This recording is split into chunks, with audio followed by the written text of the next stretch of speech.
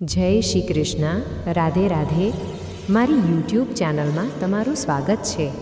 દર્શક મિત્રો, જો તમે પણ ભગવાન શિવજીની કૃપા પ્રાપ્ત કરવા માંગતા હો તો વિડીયોને લાઈક કરી ચેનલને સબસ્ક્રાઈબ અવશ્ય કરજો તથા કોમેન્ટમાં હર હર મહાદેવ અવશ્ય લખજો. ધન્યવાદ. આજે અમે આપ સૌ સમક્ષ 3 પણોતી અમાસના પવિત્ર વ્રતની એક દિવ્ય અને ભાવનાત્મક કથા રજૂ કરી રહ્યા છીએ. આ કથા મા દીકરીના સંબંધ, ભક્તિના ભંગાણના દુઃખ અને અમાવસ્યા માતાની અસીમ કૃપાની સાક્ષી છે.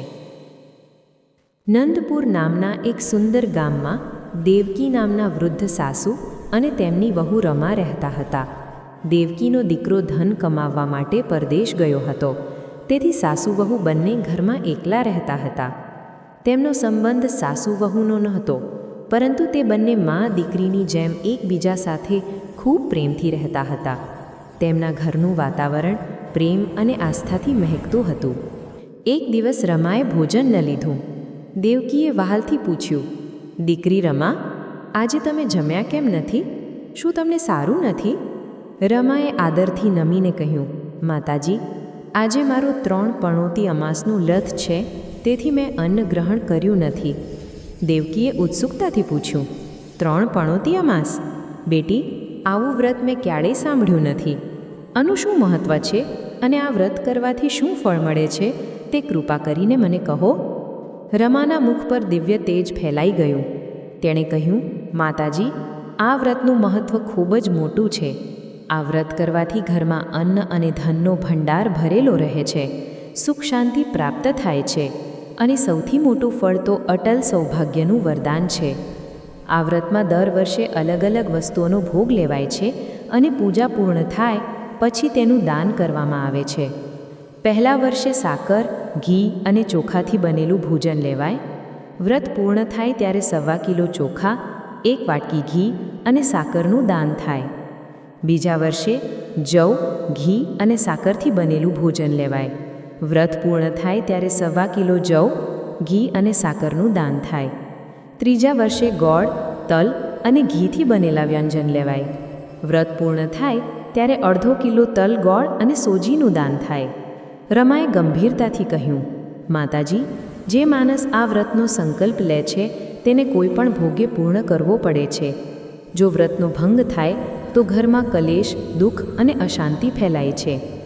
દેવકીએ સ્નેહથી કહ્યું, મારી તો ઉંમર થઈ ગઈ છે, પરંતુ તું આ પવિત્ર વ્રત શરૂ કર દીકરી, હું તારા વગર હંમેશા સાથ આપીશ. અને આમ રમાએ શ્રદ્ધાથી 3 પણોતી અમાસના વ્રતનો સંકલ્પ લીધો. રમાએ પહેલા વર્ષનો વ્રત શ્રદ્ધાપૂર્વક નિભાવ્યો, પરંતુ એક દિવસ એકાદશીની તિથિએ ભૂલથી અથવા કોઈના કહેવાથી તેણે ઘઉંની રોટલી ખાઈ લીધી. આનાથી અમાવસ્યા માતા ખૂબ નારાજ થયા. જે ઘરમાં મા દીકરીની જેમ પ્રેમ હતો ત્યાં અચાનક વિખવાદો શરૂ થયા. નાની નાની વાતમાં સાસુ વહુ ઝઘડવા લાગ્યા. પ્રેમની જગ્યાએ કડવાશ ભળી ગઈ. ગામના લોકો પણ આ અચાનક આવેલા દુઃખથી ખૂબ દંગ રહી ગયા અને કહેવા લાગ્યા કે આ શું થઈ ગયું? આટલો પ્રેમ હતો તે ક્યાં ગયો? એક દિવસ જ્યારે ઘરમાં અનાજની પણ ખૂબ તંગી હતી ત્યારે દેવકીએ ક્રોધિત થઈને રમાને કડવા શબ્દો કહ્યા. આ શબ્દો રમાના હૃદયમાં તીરની જેમ વાગ્યા. દેવકીએ કઠોર સ્વરે કહ્યું, રમા, જ્યારથી તું વહુ બનીને આવી છે ત્યારથી આપણા ઘરની લક્ષ્મી રૂઠી ગઈ છે. તું અમારા ઘર માટે અશુભ છે. તું જ સાચી પનોતી છે. તારા કારણે જ ઘરમાં હંમેશા કલેશ રહે છે. રમાની આંખોમાંથી ગંગા જમના વહેવા લાગી. તે દુઃખથી ધ્રુજતી હતી. તેણે બધા દુઃખને છાતીમાં સમાવીને કહ્યું, બસ માતાજી, જો હું તમારા ઘર માટે આટલી અશુભ છું અને મારા કારણે લક્ષ્મી ચાલી ગઈ છે તો હું હવે અહીં નહીં રહું. હું આમ જ પાછી નહીં આવું. હું ખુદ લક્ષ્મી માતાને લઈને તમારા ઘરે પાછી આવીશ. જ્યાં સુધી હું લક્ષ્મી લઈને પાછી નહીં આવું ત્યાં સુધી તમારા ઘર પર પગ નહીં મૂકું. દેવકીએ ગુસ્સામાં આવીને કટાક્ષ કર્યો, જા જા, લક્ષ્મીને લઈને આવ. શું તને ખબર છે કે લક્ષ્મી ક્યાં મળશે? લક્ષ્મી તો સમુદ્રની વચ્ચે ભગવાન વિષ્ણુના ચરણ દબાવતી જોવા મળશે. જો સાચું જ લક્ષ્મીને લઈને આવવાની હિંમત હોય તો જા. રમાએ દુઃખમાં પણ પોતાનો સંકલ્પ દ્રઢ કર્યો. તેણે આંસુ લૂછ્યા અને ગર્જના કરી, ઠીક છે માતાજી, હું ત્યાં જઈશ અને લક્ષ્મીને લઈને જ પાછી આવીશ. આટલું કહીને રમા આંસુ ભરેલી આંખો સાથે લક્ષ્મી માતાની શોધમાં ઘર છોડીને નીકળી પડી. રમા લક્ષ્મીની શોધમાં કઠોર અને અનિશ્ચિત યાત્રા પર નીકળી. તે મનથી મનમાં અમાવસ્યા માતાનું સ્મરણ કરતી હતી. જતાં જતાં તેને રસ્તામાં અનેક કષ્ટી માણસો અને જીવો મળ્યા. પહેલું, વાંજણી ગાય માતા એટલે કે ગૌ માતા. રમાને એક ગાય મળી જેની આંખોમાં દુઃખ હતું. ગાય માતાએ તેને રોકીને પૂછ્યું, દીકરી, તું ક્યાં જઈ રહી છે? રમાએ પોતાની વાત જણાવી. ગાય માતાએ કરુણ અવાજે કહ્યું, બેટી, જો તું ભગવાનને મળવા જઈ રહી છે તો તેમને મારા વિશે પણ પૂછજે. મારો જ્યારે પણ વછેરો જન્મે છે તો તે તરત જ મરી જાય છે. મેં આવા કયા પાપ કર્યા છે કે હું મારી સંતાનનું મોં પણ જોઈ શકતી નથી. રમાએ સહાનુભૂતિથી કહ્યું, ગાય માતા, હું તમારા દુઃખનું નિવારણ અવશ્ય પૂછીશ. બીજું, દુઃખી ઘોડી એટલે કે અશ્વ માતા. આગળ જતાં રમાને એક સુંદર પરંતુ દુઃખી ઘોડી મળી, જેના ગળામાં એક મોટો પટ્ટો બંધાયેલો હતો, જે ઘંટીના પાટ જેવો ભારી હતો. ઘોડીએ રડીને કહ્યું, દીકરી, જો તું વિષ્ણુ ભગવાનને મળે તો તેમને મારા દુઃખનું નિવારણ પૂછજે.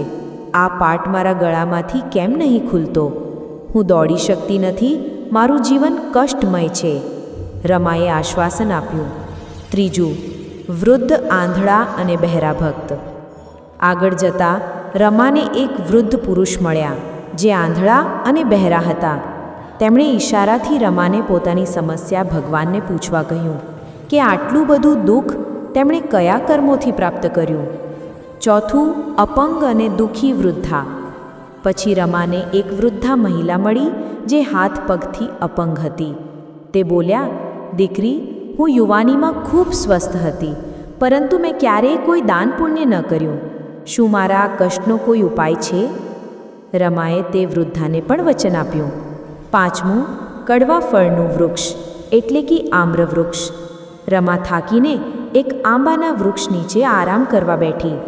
આંબાના વૃક્ષે દિવ્ય વાણીમાં કહ્યું, દીકરી, તું લક્ષ્મીને લેવા જઈ રહી છે તો મારા વિશે પણ પૂછજે.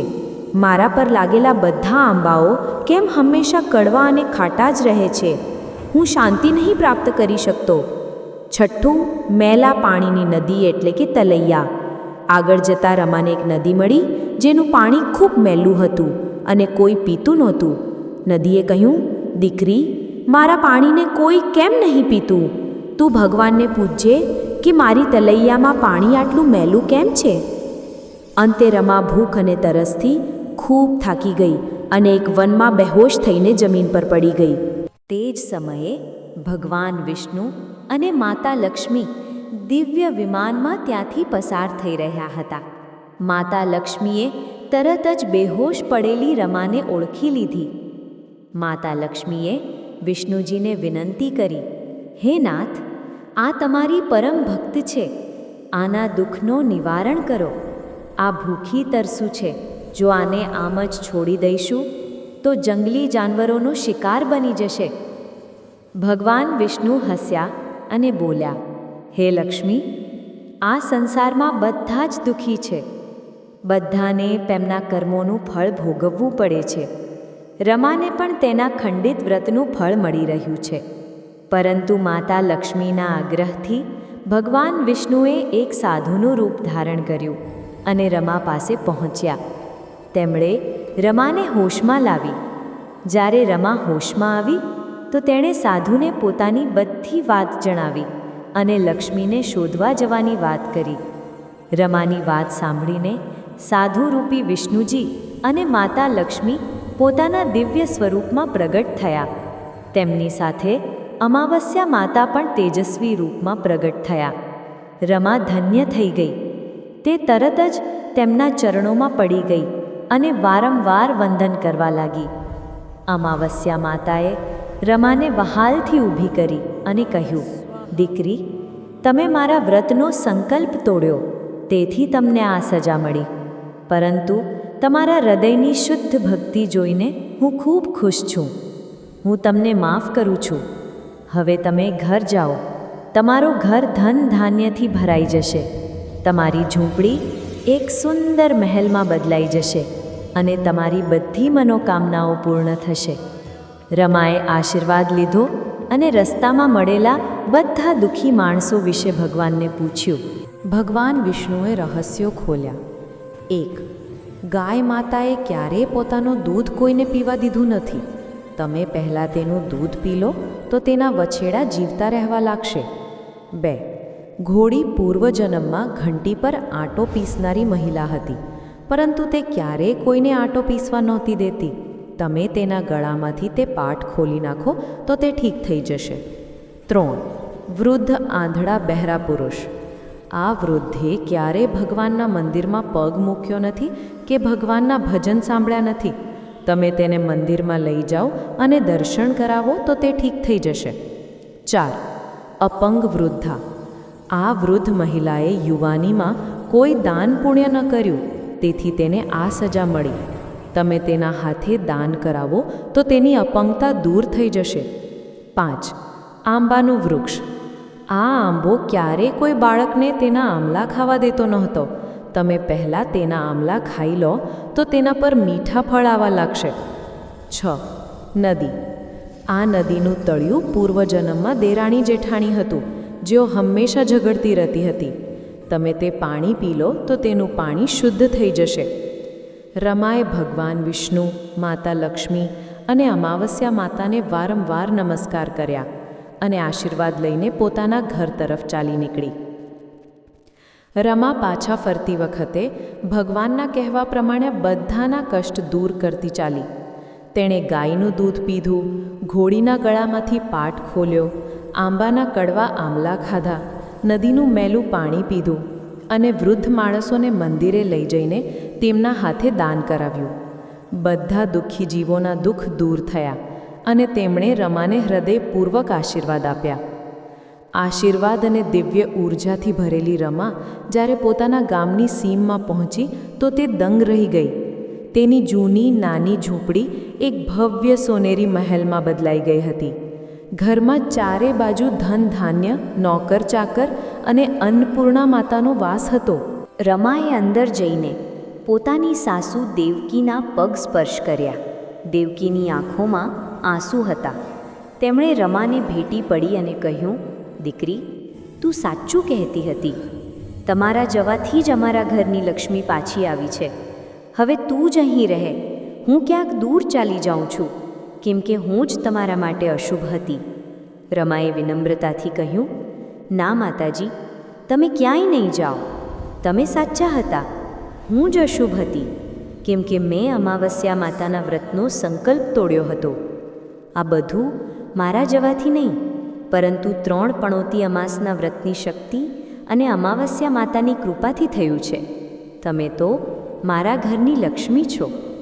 સાસુ વહુ બંનેએ એકબીજાની ભૂલો માટે માફી માંગી અને ફરીથી મા દીકરીના પ્રેમથી રહેવા લાગ્યા. થોડા સમય પછી રમાનો પતિ પરદેશથી પાછો ફર્યો. ઘરની દરિદ્રતા દૂર થઈ ગઈ હતી અને તેની જગ્યાએ ભવ્ય મહેલ હતો. આ બધું જોઈને તે ખૂબ આશ્ચર્યચકિત થયો. માતા દેવકીએ તેને બધી વાત જણાવી કે કેવી રીતે રમાની ભક્તિ અને 3 પણોતી અમાસના વ્રતની કૃપાથી તેમના બધા દુઃખ દૂર થયા છે. તે દિવસથી આખા રાજ્યમાં 3 પણોતી અમાસના વ્રતનું મહત્ત્વ ફેલાઈ ગયું. બોલો અમાવસ્યા માતા કી જય, બોલો લક્ષ્મી માતા કી જય, બોલો શ્રી હરિ વિષ્ણુ ભગવાન કી જય. મિત્રો, જે રીતે માતા લક્ષ્મીએ આ ભક્તના ઘરે આવીને તેના બધા દુઃખ દૂર કર્યા, તેવી જ કૃપા તમારા બધાના જીવનમાં પણ વરસાવે. જે કોઈ આ પવિત્ર કથા કહે છે કે સાંભળે છે, તે બધાની મનોકામનાઓ માતાજી અવશ્ય પૂર્ણ કરે. રાધે રાધે.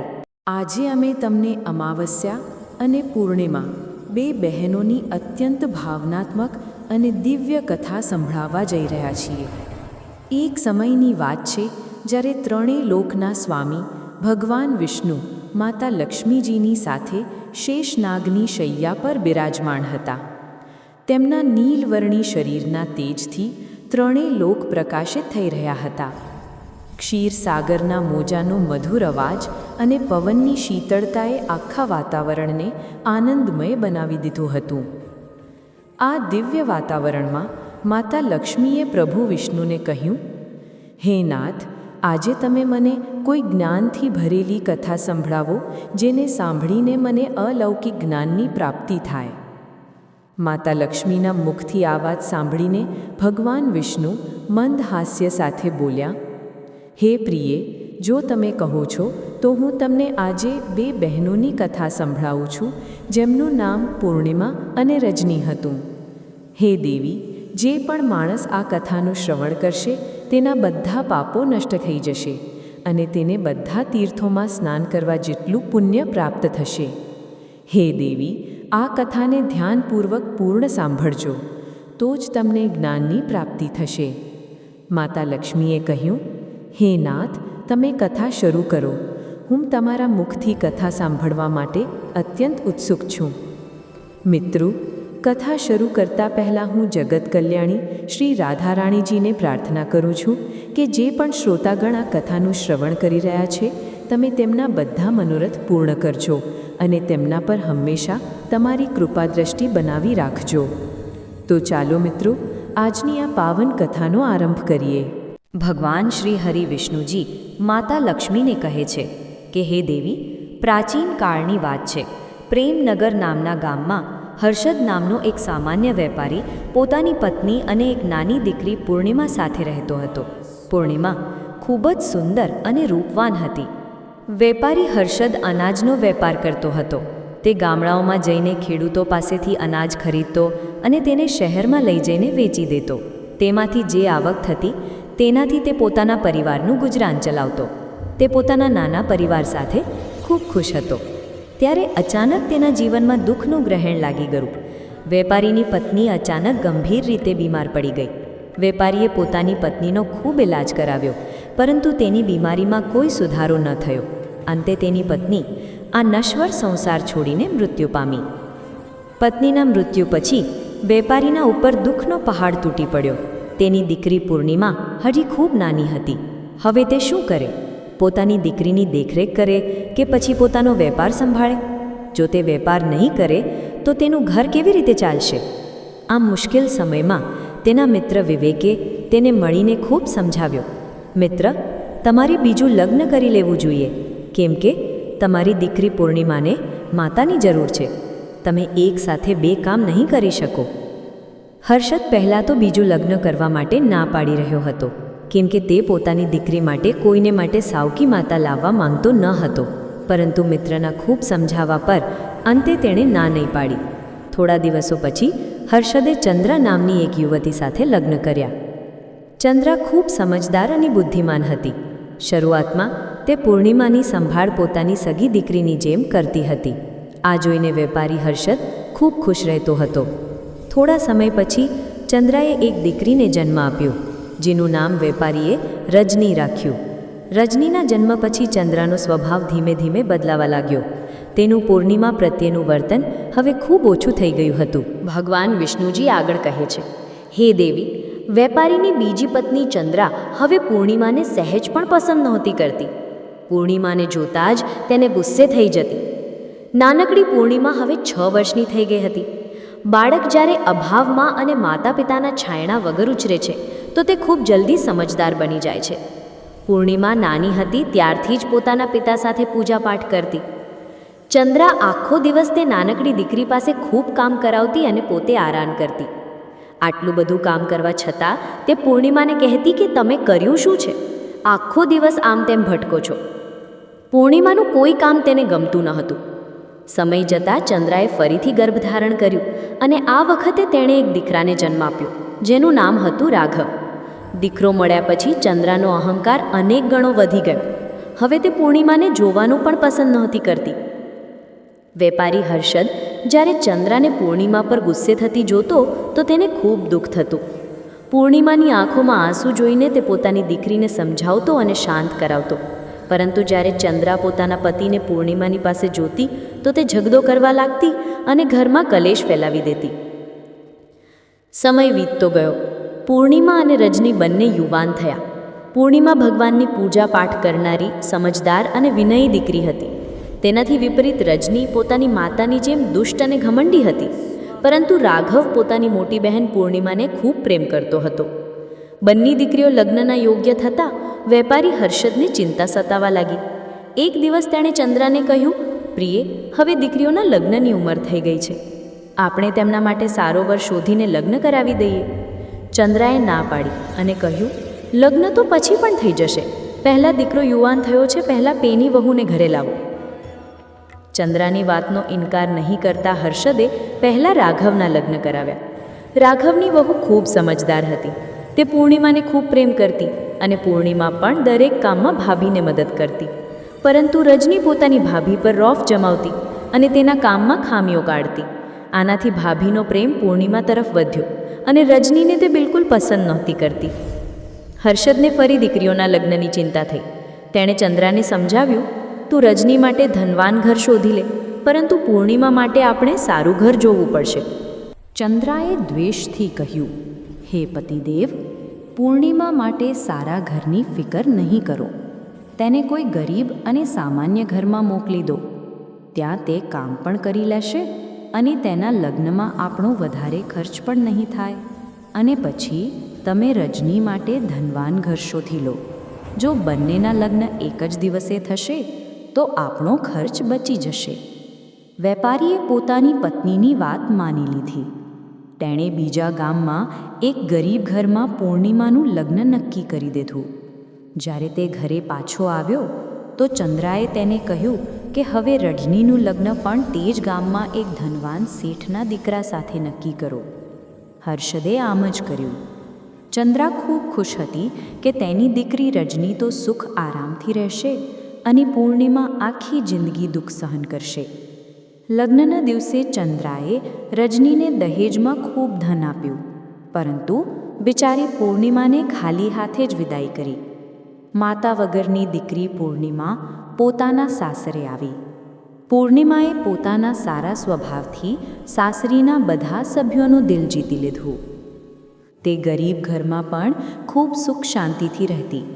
તે સવારે વહેલી ઉઠીને ઘરની સફાઈ કરતી, પૂજા કરતી અને પોતાના પરિવાર માટે પ્રાર્થના કરતી. તેની કોઈ મોટી ઈચ્છા ન હતી.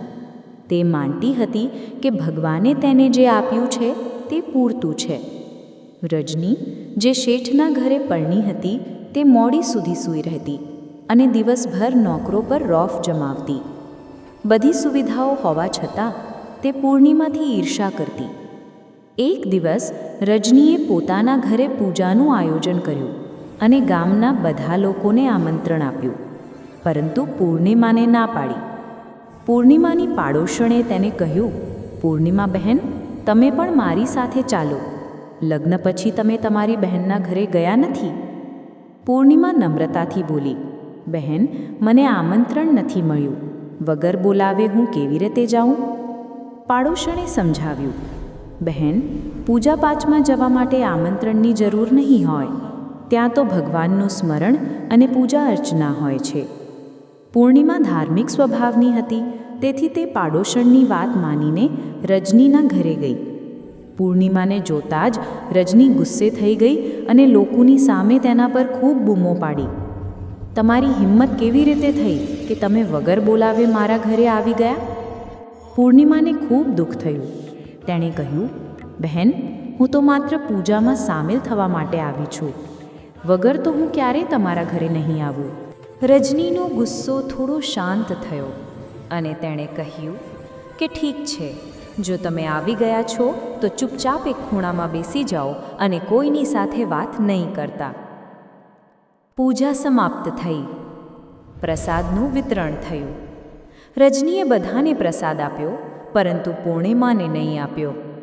પૂર્ણિમાને લાગ્યું કે કદાચ તેની બહેન ભૂલી ગઈ છે. તેણે રજની પાસે પ્રસાદ માંગ્યો. રજનીએ ખૂબ અપમાન કર્યું અને કહ્યું કે વગર બોલાવે આવનારી નીચ અને દુષ્ટ માણસ, તમને કોઈ પ્રસાદ નહીં મળે. ચૂપચાપ ઘરેથી દૂર થઈ જાઓ. પૂર્ણિમા અપમાનનું ઝેર પીને ઘરે પાછી આવી. આજે રજનીના કડવા શબ્દો તેના હૃદયમાં કાંટાની જેમ ખૂંચી રહ્યા હતા. તે ઘરે આવીને ખૂબ રડી. તેણે મનથી મનમાં વિચાર્યું કે હું તો ખૂબ શ્રદ્ધાથી ભગવાનની પૂજા કરું છું, તો પણ મારે આ અપમાન કેમ સહન કરવું પડ્યું? પૂર્ણિમાનું મન આજે ખૂબ દુઃખી થયું. તેણે પોતાના પતિને કહ્યું કે સાંભળોજી, મને મારા પિયરની ખૂબ યાદ આવી રહી છે. ઘણા વર્ષોથી હું ત્યાં નથી ગઈ. હું થોડા દિવસો માટે પિયર જવા માંગુ છું. તમે બાળકોનું ધ્યાન રાખજો. પતિએ તેને પિયર જવાની રજા આપી દીધી. પૂર્ણિમા ઉદાસ મનથી પિયર આ બાજુ ચાલી નીકળી. રસ્તામાં એક મોટું જંગલ આવતું હતું. જંગલમાં તેણે જોયું કે એક વૃદ્ધ માતાજી તુલસીના છોડ પાસે બેઠા છે. તેમના વાળ વેરવિખેર હતા અને તે પાણી આમ બૂમો પાડી રહ્યા હતા. પૂર્ણિમા તરત તેમની પાસે ગઈ અને પૂછ્યું કે હે માં, તમે આટલા સુમસામ જંગલમાં એકલા શું કરી રહ્યા છો? વૃદ્ધ માતાજીએ કરુણ સ્વરે કહ્યું કે દીકરી, મને ખૂબ તરસ લાગી છે. નજીકમાં એક કૂવો છે, તેમાંથી પાણી લાવીને મને પીવડાવી દે. હું પાણી લાવવા અસમર્થ છું. પૂર્ણિમાએ તરત જ કૂવામાંથી પાણી લાવીને વૃદ્ધ માતાને પીવડાવ્યું. પછી તે વૃદ્ધા બોલ્યા કે દીકરી, મારું બીજું એક કામ કરી દે. આ તુલસીના છોડની આસપાસ સફાઈ કરી દે અને તેમાં થોડું પાણી નાખી દે.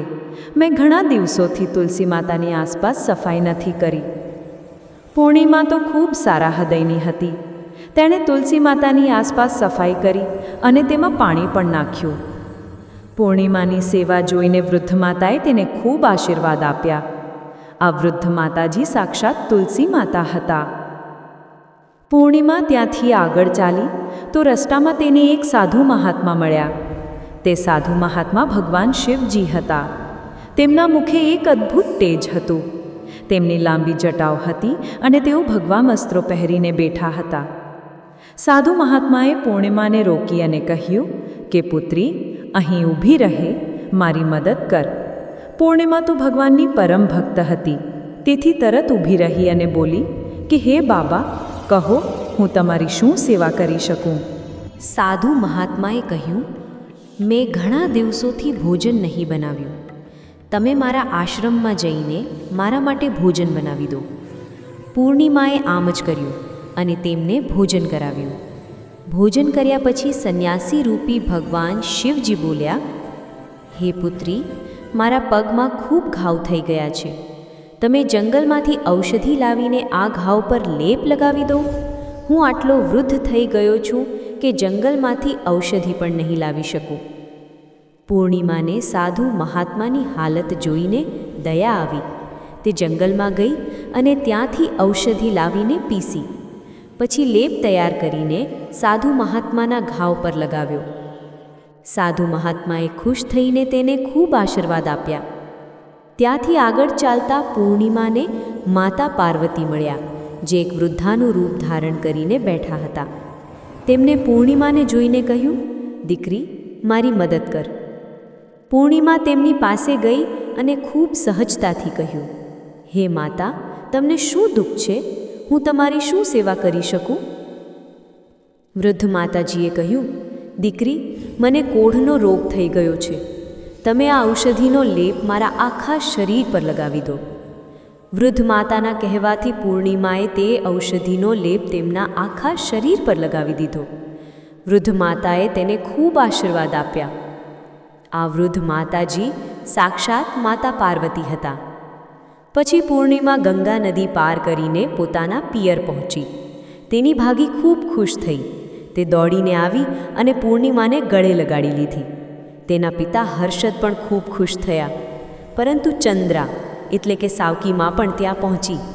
તેણે પૂર્ણિમાને સારા વસ્ત્રો અને આભૂષણો પહેરેલી જોઈ તો તે ખૂબ ઈર્ષ્યાથી બળી ઉઠી અને મનથી મનમાં વિચારવા લાગી કે મેં તો આનું લગ્ન ગરીબ ઘરમાં કરાવ્યું હતું, તો પણ આ આટલા સારા કપડાં અને દાગીના પહેરીને કેવી રીતે આવી? ચંદ્રાએ પૂર્ણિમાને તાના માર્યો, અરે દુષ્ટ દીકરી, તમે તમારા પતિના ઘરે નહીં રહી શક્યા અને જ્યારે જુઓ ત્યારે મોં લઈને પિયર ચાલ્યા આવો છો. પૂર્ણિમાની ભાભીએ આનો જવાબ આપ્યો, માતાજી, દીકરી તો પોતાના પિયર જ આવે અને જો આ અમારી પાસે નહીં આવે તો ક્યાં જશે? તમે પણ તો તમારા પિયર જાઓ છો ને માતાજી. ચંદ્રા ચૂપ થઈ ગઈ. પૂર્ણિમાએ તેની ભાભી સાથે મળીને બધું કામ કરાવ્યું. અને તેની સાથે ખૂબ વાતચીત કરી. તેનું મન આજે ખૂબ ખુશ હતું. બીજે દિવસે પૂર્ણિમાએ ભાભી પાસેથી વિદાય માંગી. પૂર્ણિમાના પિયરથી વિદાય વખતે તેની ભાભીએ તેને ભેટમાં એક સુંદર સાડી આપી. તે સાડી લઈને પૂર્ણિમા ખુશીથી પોતાની સાસરી આ બાજુ ચાલી નીકળી. પૂર્ણિમા જતાં જતાં ગંગા નદી પાસે પહોંચી. ત્યાં ગંગા મૈયા બેઠા હતા. ગંગા મૈયાએ કહ્યું, દીકરી, તમે જ છો ને જેણે મારા ઘાટની સફાઈ કરી હતી? તમે ખૂબ મદદ કરી હતી. મારી પાસે તમને આપવા માટે કંઈ નહીં છે, તો પણ તમે આ થોડી રેતી લઈ લો. પૂર્ણિમાએ પોતાનો પાલવ ફેલાવીને કહ્યું, હે માતા, તમે જે આશીર્વાદમાં આપશો તે મને સ્વીકાર છે. ગંગા મૈયાએ તેના પાલવમાં થોડી રેતી મૂકી દીધી. આગળ જતાં માતા પાર્વતી મળ્યા, જેમણે તેને કેટલાક ફળો આપ્યા. પછી ભગવાન શિવજી મળ્યા, જેમણે પોતાના શરીર પર લગાવેલી ભભૂત આપી.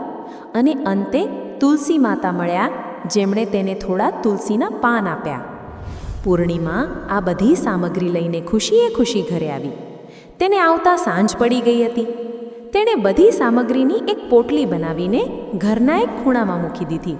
પછી તેણે ઘરનું કામ પૂર્ણ કર્યું અને સૂઈ ગઈ. સવારે જ્યારે તે ઝાડુ લગાવવા લાગી તો તેની નજર તે પોટલી પર પડી. તેણે પોટલી ખોલી તો તે દંગ રહી ગઈ. પોટલીમાં હીરા, મોતી અને તરેતરેના કિંમતી આભૂષણો ચમકી રહ્યા હતા. ગંગા મૈયાની રેતી સોનામાં, શિવજીની ભભૂત ચાંદીમાં અને માતા પાર્વતીના ફળો કિંમતી રત્નોમાં બદલાઈ ગયા હતા. તેનો પતિ તેની પાસે આવીને આશ્ચર્યથી પૂછ્યું, પૂર્ણિમા, આ બધું શું છે? તમે આ ક્યાંથી લાવ્યા? ક્યાંક ચોરી તો નહીં કરી? પૂર્ણિમાએ હસીને કહ્યું, હે પતિદેવ, મેં ચોરી નહીં કરી. આ બધું તો ભગવાને ખુશ થઈને મને આપ્યું છે. પછી તેણે બધી દિવ્ય યાત્રાનું વર્ણન કર્યું. પતિએ પ્રેમથી કહ્યું, પ્રિયે, તમને તો સાક્ષાત ભગવાનના દર્શન પ્રાપ્ત થયા. તમે ખૂબ સાચા હૃદયની સ્ત્રી છો. પૂર્ણિમાના દિવસો બદલાઈ ગયા. તેનું ગરીબ ઘર જોતા જોતામાં રાજા મહારાજાના મહેલ જેવું બની ગયું. તેના ઘરમાં ધન દોલતની કોઈ કમી ન રહી. આ જોઈને આખા નગરમાં તેની ચર્ચા થવા લાગી. જ્યારે આ વાત રજની સુધી પહોંચી તો તેને ખૂબ દુઃખ થયું. તે દોડતી દોડતી પૂર્ણિમાના ઘરે આવીને ઘમંડથી બોલી, પૂર્ણિમા, સાચું સાચું કહે, તું આટલી અમીર કેવી રીતે બની ગઈ? તને તો ગરીબ રહેવું જોઈતું હતું. પૂર્ણિમાએ શાંતિથી કહ્યું, બહેન રજની, તમે મને ગરીબ કે અમીર બનાવનાર કોણ છો? આ બધું તો ભગવાનની કૃપાથી થયું છે. ભગવાનની મરજી વગર તો સ્વયં કાળ પણ માણસના જીવને નહીં હરી શકે. જે કંઈ પણ મારી પાસે છે તે વિધાતાની દેન છે. રજનીએ ગુસ્સામાં કહ્યું, જો તું સાચું નહીં કહે તો હું રાજા પાસે જઈને તમારી ફરિયાદ કરીશ અને તમને દંડ અપાવીશ. પૂર્ણિમાએ અંતે બધી વાત રજનીને સાચે સાચું કહી દીધી. બધું સાંભળીને રજનીએ કહ્યું, ઠીક છે, હવે હું પણ પિયર જઈશ અને તમે મારું અપમાન કરો. પૂર્ણિમાએ ના પાડી અને કહ્યું, મેં આજ સુધી કોઈનું અપમાન નહીં કર્યું. રજની ગુસ્સે થઈને ઘરે ગઈ અને પોતાના પતિને કહ્યું, જુઓજી, તમે મારી સાથે ઝઘડો કરો અને મને મારો. પતિ દંગ રહી ગયા, પરંતુ રજનીના કહેવાથી તેણે તેને 3-4 થપ્પડ મારી. રજની રડતા રડતા પિયર આ બાજુ ચાલી નીકળી. રસ્તામાં તેને તે જ તુલસી માતા, ભગવાન શિવજી, માતા પાર્વતી અને ગંગા મૈયા મળ્યા. પરંતુ રજની તો અહંકારી હતી. તેણે કોઈની મદદ નહીં કરી. જ્યારે વૃદ્ધ માતાઓએ તેને ભેટ આપવાનો પ્રયત્ન કર્યો તો તેણે ગુસ્સામાં મોં બગાડ્યું અને કહ્યું, હું તમારી ગંદી ભભૂત અને ફળોનું શું કરીશ? મારા શરીર પર ગંધ આવે છે. તે બધાનું અપમાન કરીને ઘરે પાછી આવી. તેણે પોતાની બધી સામગ્રીની પોટલી બનાવીને ખૂણામાં મૂકી દીધી. સવારે જ્યારે તેણે પોટલી ખોલી તો તેમાંથી સાપ, વીંછી અને જીવડા નીકળવા લાગ્યા. આ જોઈને તે ગભરાઈ ગઈ અને ભાગવા લાગી. તે જ ક્ષણે ઘરમાં આગ લાગી અને તેનો આખો મહેલ બળીને રાખ થઈ ગયો. હવે રજની પૂર્ણિમાને કોસવા લાગી, પરંતુ પૂર્ણિમાએ તેને સમજાવ્યું, બહેન, આ બધું તમારા લોભ અને અહંકારનું ફળ છે. જો તમે લાલચ અને ઈર્ષા નહીં કરી હોત તો આજે તમારા બધા સુખ જળવાઈ રહ્યા હોત. હવે તમે આ ઘટનામાંથી પાઠ શીખો અને ભગવાનની ભક્તિ કરો. ભગવાન બધું ઠીક કરી દેશે. પૂર્ણિમાએ પોતાની બહેનને ખૂબ ધન આપ્યું, જેનાથી રજનીએ એક નાનું ઘર બનાવ્યું અને શાંતિથી જીવન જીવવા લાગી. ભગવાન વિષ્ણુજી માતા લક્ષ્મીને કહે છે, હે દેવી, માણસના દ્રઢ નિશ્ચયની સામે કાંઈ પણ અસંભવ નહીં રહેતું. જ્યારે કોઈ માણસ દ્રઢ સંકલ્પ અને મજબૂત વિશ્વાસ સાથે કોઈ કામ હાથ ધરે છે તો દૈવી શક્તિઓને તેની મદદ માટે સ્વયં આવવું પડે છે. આ જ કર્મનો દિવ્ય નિયમ છે. મિત્રો, આશા કરીએ છીએ કે તમને આ કથા પસંદ આવી હશે. બોલો શ્રી હરિવિષ્ણુ કી જય. બોલો લક્ષ્મી માતા કી જય. બોલો તુલસી માતા કી જય. દર્શક મિત્રો, ચાલો આજે અમે તમને કાર્તિક અમાવસ્યાના પવિત્ર વ્રતની એક અદ્ભુત કથા સંભળાવવા જઈ રહ્યા છીએ. આ કથા માણસના ભાગ્ય અને ભગવાનના અનંત પ્રેમનો અનુભવ કરાવે છે. મંગલપુરી ગામમાં ધર્મપાલ નામના એક ધનાઢ્ય સાહુકાર રહેતા હતા. તેમને 7 દીકરા, 7 વહુઓ અને એકમાત્ર દીકરી અનન્યા હતી. અનન્યા 7 ભાઈઓની લાડલી હતી અને સ્વભાવે પણ ખૂબ નમ્ર અને ભક્તિમય હતી. સાહુકારના ઘરે એક બ્રાહ્મણ નિયમિત ભિક્ષા માંગવા આવતો. જ્યારે પણ સાહુકારની વહુઓ તેને ભિક્ષા આપતી તો તે લઈ લેતો, પરંતુ જ્યારે અનન્યા ભિક્ષા આપવા જતી તો તે ના પાડી દેતો. એક દિવસ બ્રાહ્મણે ભિક્ષા નહીં લીધી અને અનન્યાને કહ્યું, દીકરી, તમે સુહાગન તો છો, પરંતુ તમારા ભાગ્યમાં ઘણું દુઃખ લખાયેલું છે. હું તમારા હાથની ભિક્ષા નહીં લઈ શકું. આ વાત સાંભળીને અનન્યા ખૂબ ચિંતિત થઈ ગઈ.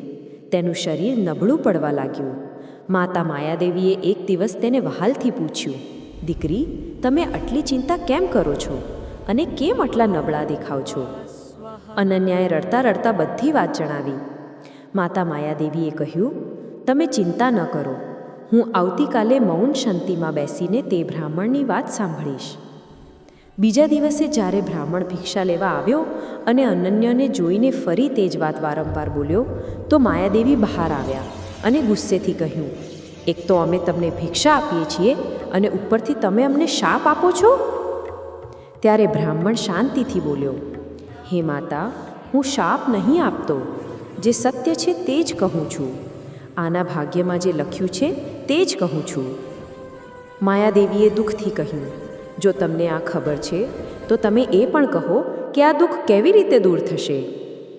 બ્રાહ્મણે કહ્યું, માતા, 7 સમુદ્ર પાર એક સુવર્ણા ધાવિકા રહે છે જે સોમવતી અમાવસ્યાનું વ્રત કરે છે.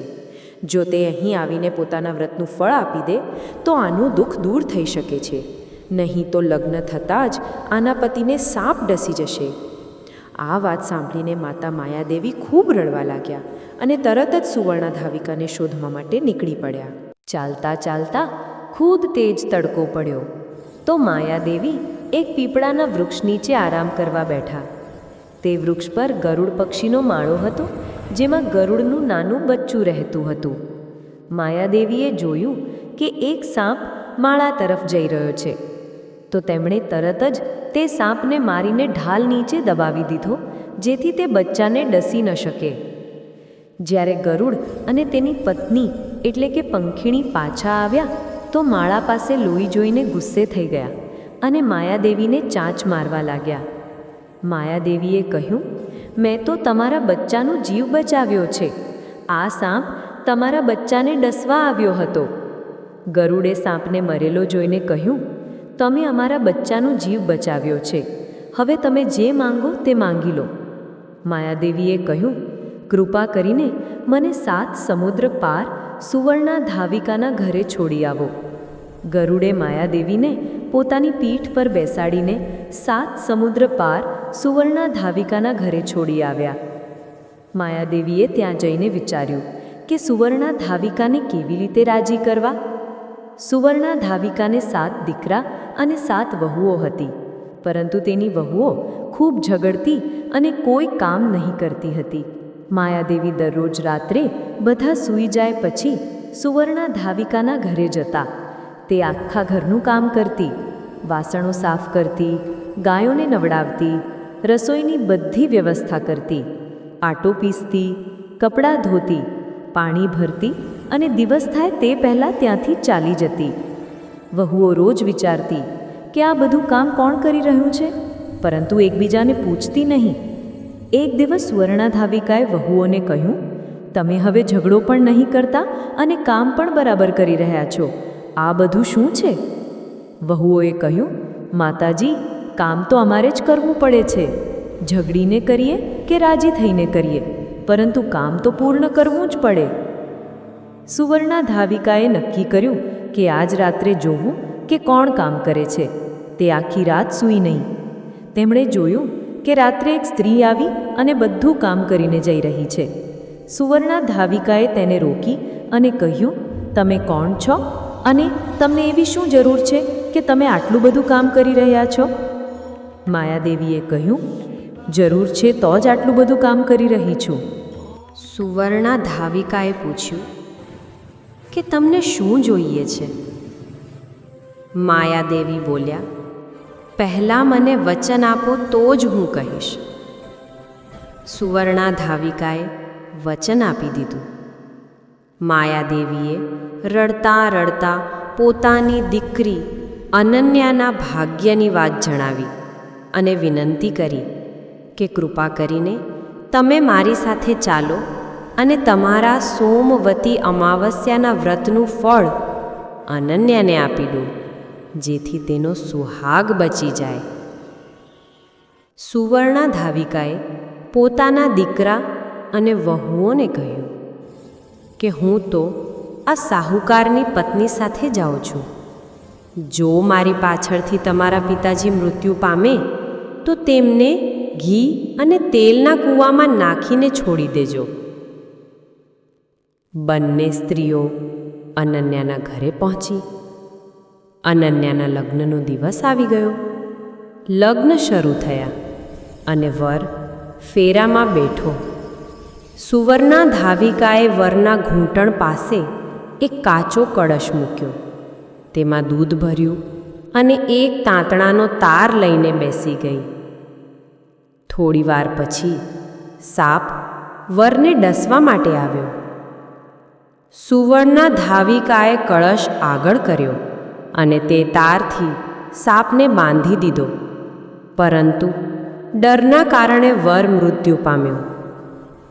ત્યારે સુવર્ણાધાવિકાએ પોતાના કપાળના ટીકામાંથી રોલી કાઢી, માંગમાંથી સિંદૂર કાઢ્યું, આંખમાંથી કાજળ કાઢ્યું અને મહેંદીમાંથી રંગ કાઢીને નાની આંગળીથી છાંટા નાખ્યા અને દિવ્ય સ્વરે બોલી, આજ સુધી મેં જેટલી સોમવતી અમાવસ્યાનું વ્રત કર્યું છે તેનું બધું ફળ આ સાહુકારની દીકરીને મળી જાઓ, અને આગળ હું જે સોમવતી અમાવસ્યાનું વ્રત કરું તેનું ફળ મારા પરિવારને મળજો.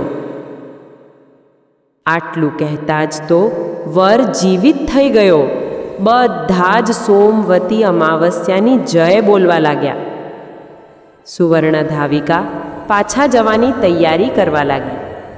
માયાદેવીએ કહ્યું કે તમે મારા જમાઈને નવું જીવન આપ્યું છે, તમે જે માંગો તે માંગી લો. સુવર્ણાધાવિકાએ કહ્યું, મને કંઈ નહીં જોઈએ, માત્ર એક નાની હાંડલી આપી દો. તે હાંડલી લઈને ચાલી ગઈ. રસ્તામાં સોમવતી અમાવસ્યા આવી. સુવર્ણાધાવિકાએ તે હાંડલીની 108 પરિક્રમા કરી અને તેને પીપળાના વૃક્ષ નીચે દાટી દીધી. ઘરે પાછી આવીને તેણે જોયું તો તેનો પતિ મરેલો તેલ અને ઘીના કૂવામાં પડ્યો હતો. સુવર્ણાધાવિકાએ ફરી પોતાના શણગારનાથી ટીકો, સિંદૂર, કાજળ, મહેંદીમાંથી શક્તિ કાઢી અને છાંટા નાખીને બોલી, મેં રસ્તામાં જે સોમવતી અમાવસ્યાનું વ્રત કર્યું તેનું ફળ મારા પતિને મળી જાઓ. આટલું કહેતા જ તેના પતિ ઉઠીને બેસી ગયા. તે જ સમયે એક જ્યોતિષી બ્રાહ્મણ ઘરે આવ્યા અને બોલ્યા, યજમાન, સોમવતી અમાવસ્યાની મને દક્ષિણા આપો. સુવર્ણાધાવિકાએ કહ્યું, મને તો રસ્તામાં અમાવસ્યા આવી હતી અને મેં કશું નહીં કર્યું. જે કાંઈ કર્યું તે તો પીપળાના વૃક્ષ નીચે દાટી દીધું છે. જ્યોતિષી બ્રાહ્મણે ત્યાં જઈને ખોદીને જોયું તો તેને 108 સોનાના સિક્કા મળ્યા. જ્યોતિષી બ્રાહ્મણ તે બધું ઘરે લઈ આવ્યા અને સુવર્ણ ધાવિકાને કહ્યું, તમે આટલું બધું કર્યું અને મને કહ્યું કે કંઈ નહીં કર્યું? સુવર્ણ ધાવિકાએ કહ્યું, આ તો તમારા ભાગ્યથી થયું છે, તમે જ લઈ જાઓ. બ્રાહ્મણે કહ્યું, મારો તો ચોથો ભાગ છે, બાકીનું તમે જેને આપવા માંગો તેને આપી દો. તે પછી તે બ્રાહ્મણે બધી નગરીમાં સોમવતી અમાવસ્યાના વ્રતનું મહાત્મ્ય ફેલાવી દીધું.